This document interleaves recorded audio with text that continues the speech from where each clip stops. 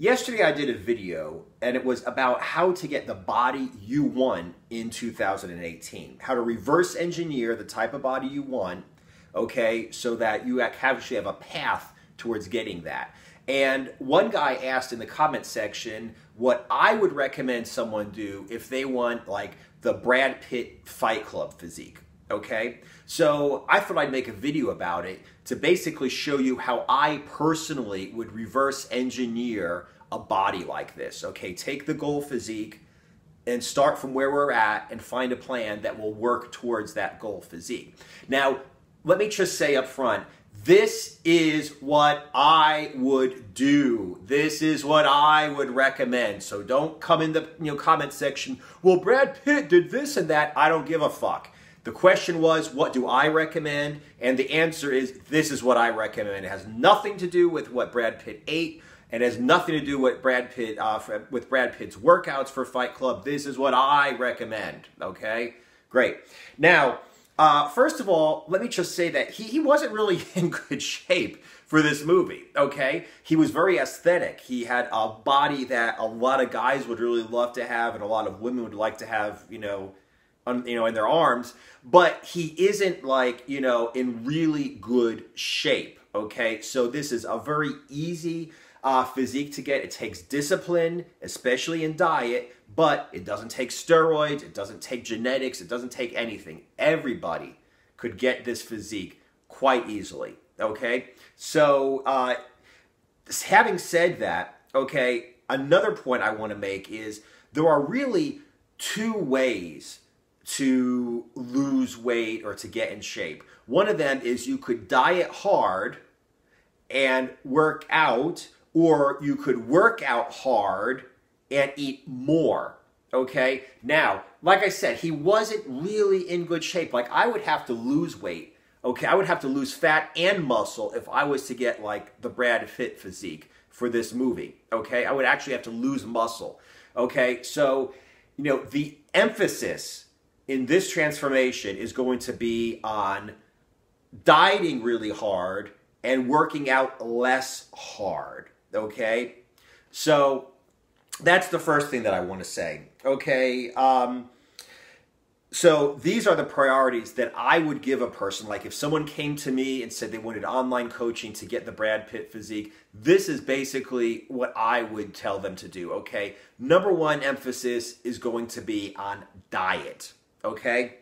Number two emphasis is going to be on high intensity explosive cardio, something that I've been doing for a long time and something that I love to have my people doing when I'm coaching them, okay? Because high intensity cardio burns a lot of calories in a short amount of time, and it really taxes the muscles. So you're actually toning, if not building muscle at the same time as you're doing your cardio, as opposed to when you just walk on the treadmill for 45 minutes, your chest isn't getting any bigger, okay? However, let's say you do 10 sets of burpees, that's doing 100 squat jumps and 100 push-ups, okay? So, what do you think is going to give you a better body? Doing, walking on the treadmill for a half an hour, or, doing 100 push-ups and 100 squat jumps as a part of the burpees you're doing 10 sets of 10, okay? Just think about it like that.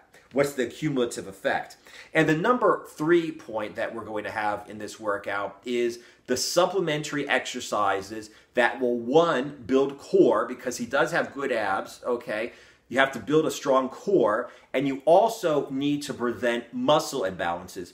Once again, like I said, if you're doing, let's say, 10 sets of 10 burpees, that's 100 push-ups you're doing. What are you doing for the back of your body to create strength and muscle in the back of your body that will cancel out the strength forward? That's why some people do a lot of push-ups, so they have a muscle imbalance, because everything up front is strong and everything back there is weak. We need to cancel that out. So our core work is going to work our entire core all the way around our waists, okay? And our supplementary exercises are going to work the opposite of what we do during our HIIT cardio. Okay, great. And the supplementary exercises we're going to be doing are not going to be really hardcore bodybuilding. They're not going to be supplementary exercises that are going to break your muscles down and have a hard time recovering, because once again, the emphasis is on diet, and the second emphasis is on burning a lot of calories through cardio. Okay, cardio. I have you doing Monday, Wednesday, Friday, okay, squat tucks and burpees. For the squat tucks, you just bend down into a crouch, touch your hands to the ground, jump up as high as you can, and bring both knees to your chest. That's 1 rep. Do 10 reps, take a 30-second break. The other exercise you're going to do after your squat tucks are burpees, okay, with a full push-up at the bottom and jump as high as you can at the top.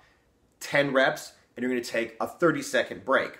Now, this is how you're going to do this, because especially if you're not in the best of shape, whether you're not strong or you not have a lot of cardio, you're going to have a little bit of a problem getting used to this, okay? So what I recommend is you do 4 sets. You do 10 squat jumps, take a break. 10 squat jumps, take a break until you've done 4 sets. Then after that, you do 10 burpees, take a break, 10 burpees, take a break until you've done 4 sets of burpees. You do that Monday, Wednesday, Friday for the first 4 weeks.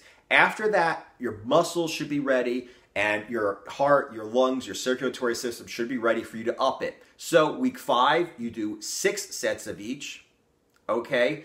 Week 7, you do 8 sets of each, okay? And then starting week 8, you're going to do 10 sets of 10 reps of each of the 2 exercises, Monday, Wednesday, and Friday. And like I said, if you do 10 sets of that, jumping squats, or squat tucks rather, you're going to be doing 100 jumping squats just right there. Then burpees, that's going to be 100 push-ups right there. And it's going to be another, 100 squat jumps from the burpees as well. So that's a lot of calisthenic exercise you're going to be doing as a part of your cardio, because it's very hard. You're working your body against gravity, not just walking or running on a treadmill. You're actually moving your body against gravity. It burns a lot more calories. Okay, Tuesday and Thursday, jump rope intervals. Don't get fancy, don't do crossovers, just shuffle in place, right in place. Now, what I suggest you do for the to build up Tuesday and Thursday jump rope intervals is you start off doing 5 minutes, okay? 1 minute jump rope, 15 seconds break, okay? That's all I suggest you do for the first 2 weeks. Then, for weeks 3 and 4, you do 10 sets of 1 minute with 15 seconds rest in between. Okay?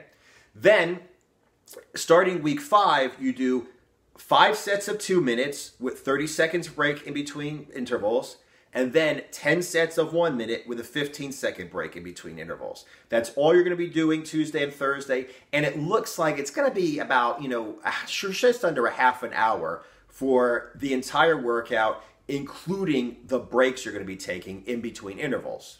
So let's talk about strength training. I already said that the most important part of this transformation is going to be losing fat.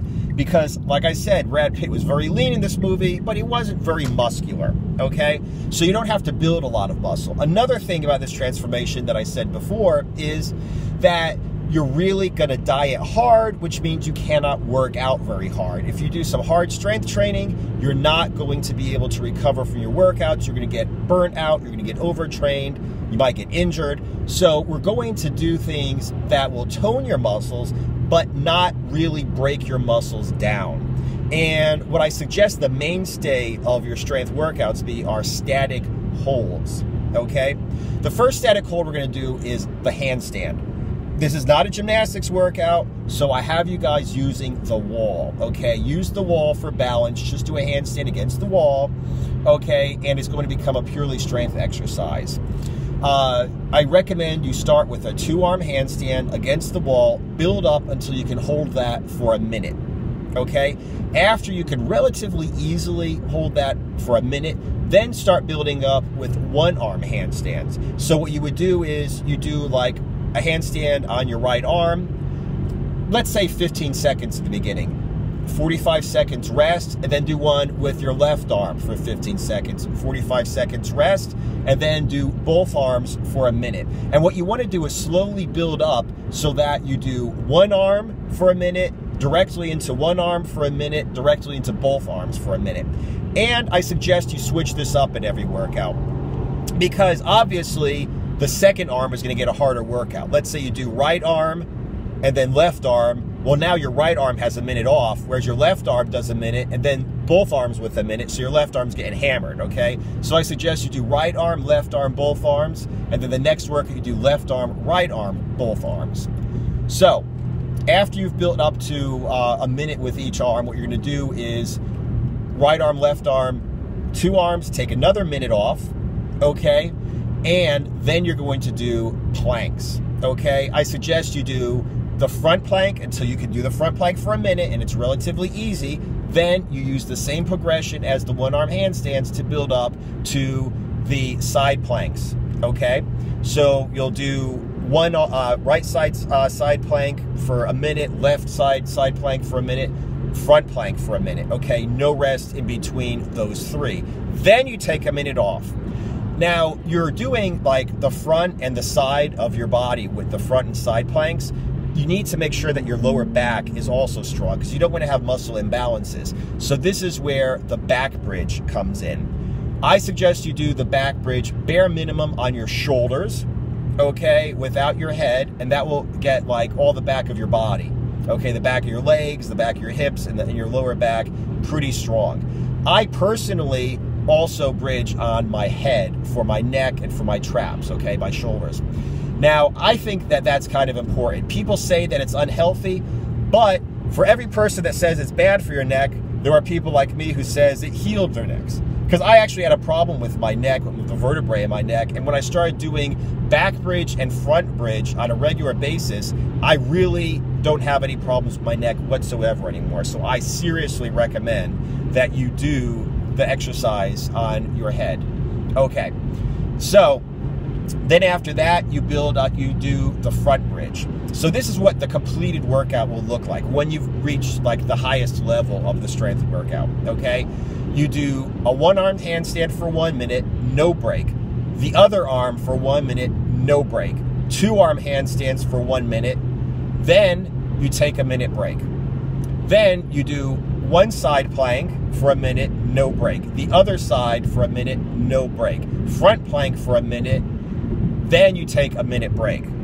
Then you do the back bridge on your head for a minute, drop to your shoulders for a minute, take a minute break, and then you do the front bridge for a minute. Like I said, you do this Monday, Wednesday, and Friday, okay? It will strengthen and tone all of the muscles, but it will not break your muscles down to the point that you're going to have problems recovering while in a serious caloric deficit. So, I already talked about how you're doing a whole lot of push-ups when you're doing the burpees, okay? Every time you do 10 sets of 10 burpees, you're basically doing 100 push-ups. And you need to do something for the back of your body to go ahead and make sure that you strengthen it, or you're gonna have a muscle imbalance, okay? So, what's the reverse of a push-up? A reverse push-up, okay? Lay on your back, grab some rings. You could grab a low horizontal bar if you don't have rings, but I suggest you get some rings or a suspension trainer and basically just pull yourself up, okay? Work up to 4 sets of 10, okay? You might want to say, let's do, you know, in the beginning 10 reps. Maybe you only do 1 or 2 reps per set, but do a total of 10 reps. Once you build up to 3 or 4 reps per set, then you can say we're going to do 15 reps, okay? Once you build up to like 3, 4, 5 reps per set, then say you're going to do 20, okay? And you keep going until you can do 4 sets of 10 reps of ring rows, okay? Bodyweight ring rows. And like I said, this will work your back, your lats. This will work your pulling muscles, your biceps also. And this will also work your rear delts. So basically, it will give you, you know, a strong back, strong biceps, and it will also take care of any muscle imbalances you get from using so many push-ups. Now, that's your workout for Monday, Wednesday, Friday, Tuesday, and Thursday. I really suggest you take weekends off. Why? Once again, you're concentrating on diet, you're not eating a lot of food, so you really need to take the weekends off. Just relax, get some sleep, enjoy yourself, stay on your diet, okay? But definitely when the weekends come, take some time off and rest your body, because like I said, the diet is going to be the most important part of this Brad Pitt Fight Club physique transformation. So, let's talk about the diet. You can do any diet you want. If you know me and you know my videos, you know I'm going to suggest that you go on a low-carb diet, okay? It's the easiest diet that I could possibly think of. If you eat a whole lot of, ho-hos and cupcakes and whatever the hell, and drink a lot of beer and a lot of soda, cut all that shit out, okay? Cut all the rubbish food out. And don't tell me you don't know what you're supposed to be eating. I don't care what you eat. You can eat bread, you can eat rice, you can eat spaghetti, whatever you want. Just cut out all the rubbish, cut out all the sugar, cut out all the alcohol. Cut out all the drinks except for, let's say water and maybe some kind of diet soda or something. Great. Do that for a while. Once you're kind of halfway used to not eating rubbish food and sugar, then you can go ahead and cut down from like bread and pasta down to like rice, okay, and maybe a lot of fruit. Then after that, I suggest that you try keto. You don't necessarily have to, but that's what I would do. Okay, so watch some of my videos and, about fat adaptation, etc. And I suggest you get yourself fat adapted, get yourself keto adapted. And then as time goes on, I suggest you stay on a keto diet as long as you're losing weight. After a while, when you're not losing weight, then you might want to jump on my pure protein diet. Look up in the videos where I talk about the pure protein diet. When you're doing that, then you'll go ahead and stay on the pure protein diet until you start to plateau and start to get really depleted. Then you add in, which I've talked about in videos on the pure protein diet, and I'll have a link to the whole pure protein diet playlist below. Go ahead, jump on the pure protein diet. When you get depleted, when you plateau, start adding in fat refeeds, fat refeed weekends, do fat cycling, and then after, when you get totally plateaued on the pure protein diet, then go back to keto. Okay, and that's basically all that I really suggest you guys do to get the Brad Pitt physique. Like I said, you certainly don't need steroids. You don't need, good genetics or anything. Right now, I don't consider myself nearly as strong as I want to be, but I would probably have to lose muscle if I wanted to get Brad Pitt's physique in Fight Club. Not just fat, but also muscle. So, like I said, definitely, this is definitely attainable. It's definitely easy. Doesn't take a lot of time, and it doesn't take a whole lot of equipment. All it really takes is discipline, especially discipline sticking to whatever diet you choose to go on.